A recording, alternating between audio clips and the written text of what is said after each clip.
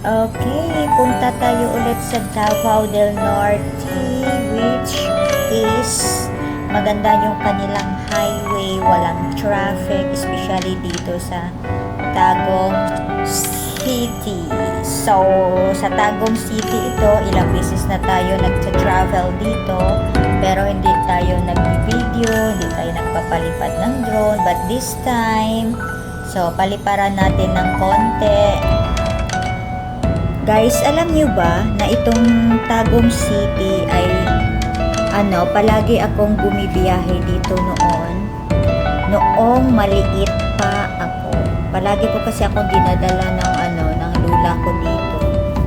Dahil sa reason na ang liit ko daw, libre ako sa pamasahe sa bus, kaya lagi niya akong dinadala dito palagi sa Tagum. Galing kaming Digo City, Davao City, Panabo City, hanggang makarating dito sa Tagum City. Palagi kaming bumibiyahe dito. At ngayon, matanda na ako. Hahaha, matanda na. So, how many times na din akong bumibiyahe dito.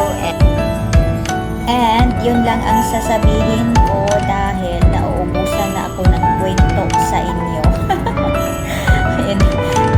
Pero guys, alam niyo ba, kung hindi ko pinaliparan ito ng drone, hindi ko makikita na may may drainage sa or may water lining sa gilid ng kalsada. O diba? Ang laki talaga ng tulong ng drone kapag gusto mong makita yung mga view. Ayan, may lining or water lining. Thank you guys! Salamat!